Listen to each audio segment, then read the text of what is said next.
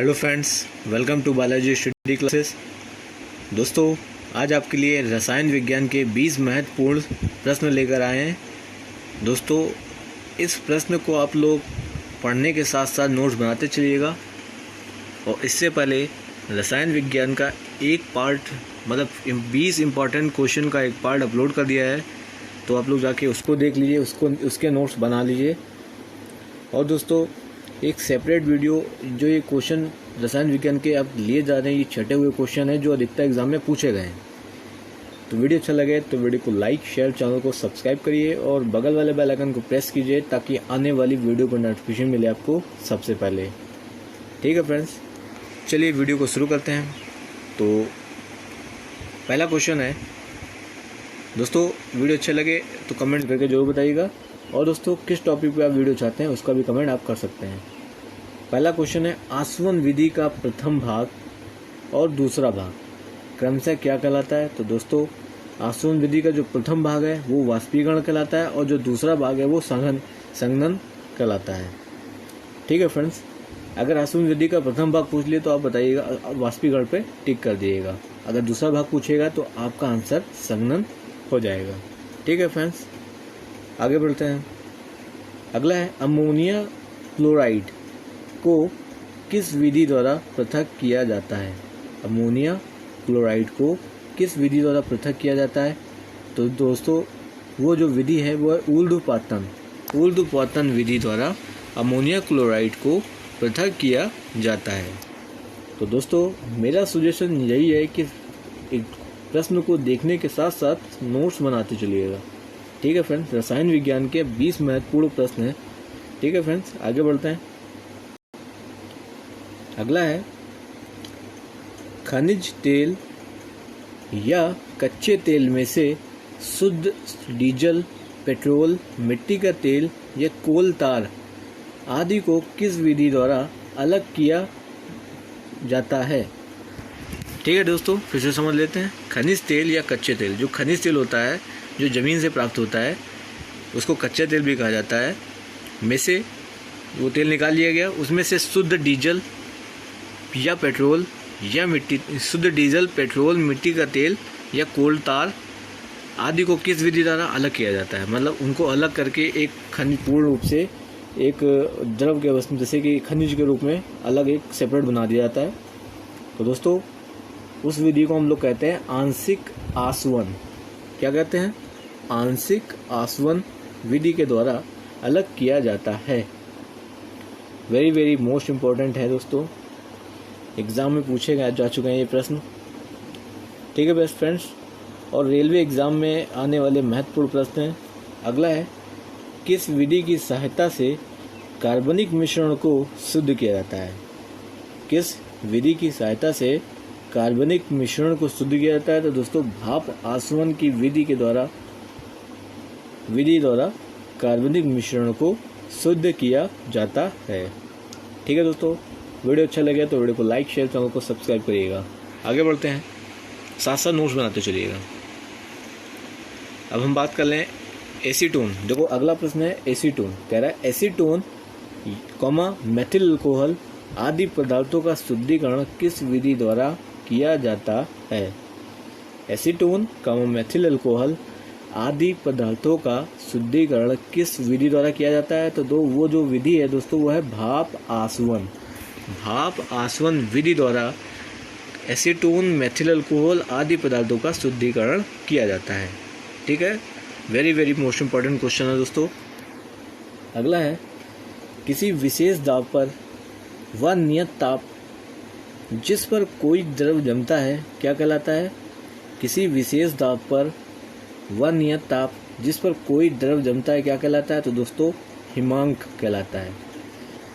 ठीक है दोस्तों, प्रश्न को समझिए। कह रहा है, किसी विशेष दाब पर व नियत ताप जिस पर कोई द्रव जमता है क्या कहलाता है? तो दोस्तों, हिमांक कहलाता है। ठीक है दोस्तों, चलिए आगे बढ़ते हैं, साथ साथ नोट्स बनाते चलिएगा दोस्तों। अगला है, बर्फ का हिमांक और द्रवणांक। बर्फ का हिमांक और द्रवणांक कितना है? तो दोस्तों, बर्फ का हिमांक और द्रवणांक सेम होता है 0 डिग्री सेल्सियस। ठीक है दोस्तों, वेरी वेरी इम्पोर्टेंट। आगे चलते हैं। अगला है, द्रव में वाष्प में परिणत होने की क्रिया क्या कहलाती है? द्रव में वाष्प में परिणत है दोस्तों, होने की क्रिया क्या कहलाती है? तो दोस्तों वाष्पीकरण कहलाती है। क्या कहलाती है? वाष्पीकरण कहलाती है दोस्तों वीडियो अच्छा लगे तो वीडियो को लाइक शेयर, चैनल को सब्सक्राइब करिएगा और बेल आइकन को जरूर प्रेस कीजिएगा, साथ साथ नोट्स बनाते चलिएगा। आगे बढ़ते हैं। अब पूछ रहा है अगला प्रश्न पूछ रहा है, वाष्पीकरण कितने प्रकार से होता है? तो वाष्पीकरण जो होता है वो 2 प्रकार से होता है। कौन कौन है? वाष्पन और क्वथनन है दोस्तों, क्वथन। ठीक है दोस्तों, वाष्पन और क्वथनन। तो दोस्तों अगला है, क्वथनांक से कम तापमान पर, एक बार फिर से प्रश्न को पढ़ते हैं। फिर से क्या दोस्तों, मैं शुरू से पढ़ता हूँ। दोस्तों जो ये दो था, वाष्पन और क्वथन, ये क्वथन है, ना कि क्वथनांक। क्वथन है, ठीक है दोस्तों, वाष्पन और क्वथन। तो दोस्तों अब हम अगला पढ़ते हैं। अगला है, क्वथनांक से कम तापमान पर द्रव के वाष्प में परिवर्तित होने की प्रक्रिया को क्या कहते हैं? क्वथनांक से कम तापमान पर द्रव के वाष्प में परिवर्तित होने की प्रक्रिया को क्या कहते हैं? तो दोस्तों वाष्पन कहते हैं। क्या कहते हैं? वाष्पन। तो दोस्तों वाष्पन जो ये परिवर्तित होने की जो प्रक्रिया है, इसको हम लोग वाष्पन कहते हैं। और दोस्तों ये जो प्रश्न है ये 2016 एनटीपीसी में पूछा जा चुका है। ठीक है दोस्तों, और वेरी वेरी इंपॉर्टेंट क्वेश्चन है, नोट्स बनाते चलिएगा साथ साथ। आगे चलते हैं, अगला प्रश्न को समझते हैं। अगला प्रश्न कह रहा है, जिस ताप पर द्रव का वाष्प दाब वायुमंडलीय दाब के बराबर हो जाता है उसे क्या कहते हैं? तो दोस्तों उसे हम लोग क्वथनांक कहते हैं। क्या कहते हैं? क्वथनांक। एक बार फिर से समझ लेते हैं। जिस ताप पर द्रव का वाष्प दाब वायुमंडलीय दाब के बराबर हो जाता है उसे क्या कहते हैं? तो दोस्तों क्वथनांक कहते हैं। ठीक है दोस्तों, आगे चलते हैं। द्रव का दाब बढ़ने पर क्वथनांक पर क्या प्रभाव पड़ेगा? यानी कि पहला क्वेश्चन समझिए, द्रव का दाब बढ़ने पर क्वथनांक पर क्या प्रभाव पड़ेगा? तो क्वथनांक बढ़ जाएगा दोस्तों। क्वथनांक पर जो प्रभाव पड़ेगा, क्वथनांक बढ़ जाएगा। ठीक है फ्रेंड्स, तो दोस्तों ये इम्पॉर्टेंट क्वेश्चन है, तो मेरी मैं सजेशन जो दे रहा हूँ कि साथ साथ नोट्स बनाते चलिएगा ताकि आपको आसानी हो जाए एग्जाम टाइम में। ठीक है फ्रेंड्स, आगे चलते हैं। अब हम बात करेंगे अगले प्रश्न की। अगला प्रश्न कह रहा है, दाब बढ़ने पर पानी के क्वथनांक पर क्या प्रभाव पड़ेगा? दाब बढ़ने पर पानी के क्वथनांक पर क्या प्रभाव पड़ेगा? तो दोस्तों पानी का क्वथनांक भी बढ़ जाएगा। और क्या दोस्तों, जो प्रभाव क्वथनांक में पड़ेगा वो बढ़ जाएगा। ठीक है दोस्तों, अगला है, पहाड़ों पर जल जल्दी क्यों उबलने लगता है? तो दोस्तों दाब कम होने के कारण पहाड़ों पर जल जल्दी उबलने लगता है। ठीक है दोस्तों, पहाड़ों पे दाब जो होता है वो बहुत कम होता है, इसलिए वहाँ का जो पानी है वो उबलने गर्म अवस्था की गर्म हो गया, फिर बुलबुले टाइप के छोड़ने लगता है वहाँ पे। ठीक है दोस्तों, वीडियो पॉज करके नोट्स बनाते चलिएगा। आगे बढ़ते हैं। अगला है, द्रव का ताप बढ़ने पर गतिज ऊर्जा पर क्या प्रभाव पड़ता है? तो दोस्तों जब हम द्रव का ताप बढ़ाएंगे तो गतिज ऊर्जा बढ़ जाएगी इसकी। तो द्रव का ताप जब हम बढ़ाएंगे तो गतिज ऊर्जा में जो प्रभाव पड़ेगा यानी गतिज ऊर्जा उसकी बढ़ जाती है। ठीक है दोस्तों, नोट्स बनाते चलिएगा साथ साथ। अगला है, जिस अवस्था में पदार्थ के भौतिक गुणधर्मों में अस्थायी परिवर्तन होता है उसे क्या कहा जाता है? जिस अवस्था में पदार्थ के भौतिक गुणधर्मों में अस्थायी परिवर्तन होता है उसे क्या कहा जाता है? तो दोस्तों उस परिवर्तन को हम लोग भौतिक परिवर्तन कहते हैं। क्या कहते हैं? भौतिक परिवर्तन कहते हैं। ठीक है फ्रेंड्स, इंपॉर्टेंट है, वेरी वेरी इंपॉर्टेंट में डाल रखिएगा इन प्रश्नों को। आगे बढ़ते हैं। अगला है, चीनी का घुलना कौन सा परिवर्तन है? तो दोस्तों चीनी का घुलना जो है वो भौतिक परिवर्तन है। आप लोग पानी में जब चीनी डालते हैं देखते होंगे ऑटोमेटिक सब घुल जाती है, तो ये भौतिक परिवर्तन के थ्रू होता है। ठीक है दोस्तों, अगला है बर्फ का पिघलना कौन सा परिवर्तन है? तो दोस्तों ये भी एक भौतिक परिवर्तन है, क्योंकि देखो दोस्तों पानी को इतने डिग्री ताप पर रखा जाता है ताकि वो बर्फ़ बन जाता है। तो बर्फ़ को जब हम लोग उस ताप से बाहर निकालते हैं तो बाहर का जो एटमॉस्फेयर यानी वातावरण है उसके मुताबिक नहीं होता है, इसलिए वो अपने आकार से धीमे धीमे पिघल कर वो बेकार हो जाता है। ठीक है दोस्तों, इस वीडियो पॉज करके साथ साथ नोट्स बनाते चलिएगा, मेरा सजेशन यही है। ठीक है दोस्तों, इस वीडियो का अंतिम प्रश्न है फ्रेंड्स, आगे चलते हैं। आगे क्या यही प्रश्न 2 समझ लेते हैं, उसके बाद आपको नया वीडियो देखने को मिलेगा। अगला प्रश्न है आयोडीन को गर्म करने पर होने वाला परिवर्तन कौन सा परिवर्तन है? दोस्तों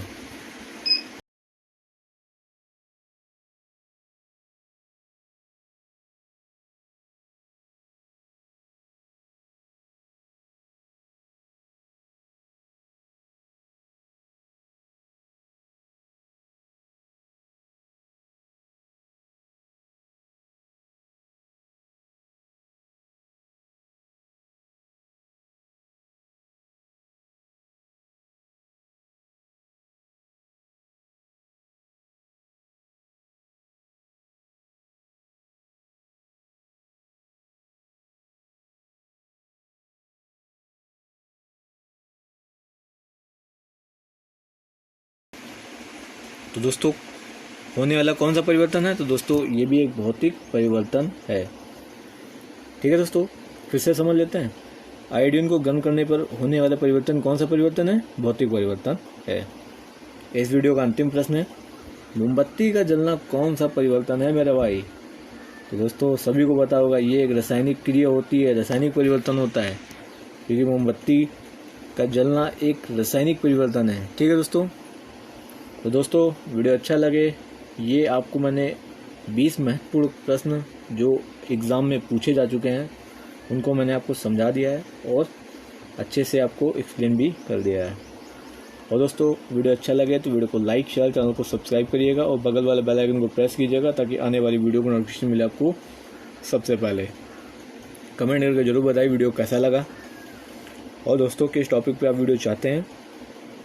रसायन विज्ञान का एक पार्ट और मिलेगा आपको कल, यानी कि कल मैं आपको एक रसायन विज्ञान का पार्ट अपलोड करके दूंगा अच्छे से, उसमें भी टॉप 20 MCQ डिस्कस करें हम लोग। ठीक है, साथ साथ नोट्स बनाते चलना है। ठीक है, और नोट्स बनाने के साथ साथ हमारे चैनल को सब्सक्राइब करना है और बेल आइकन को जरूर प्रेस करना है और लाइक बटन को जरूर प्रेस कर दीजिएगा। मिलता है नेक्स्ट वीडियो में। Thank you for watching this video and hit the like button and press the subscribe button. ठीक है दोस्तों, जय हिंद जय भारत दोस्तों, थैंक यू वेरी मच।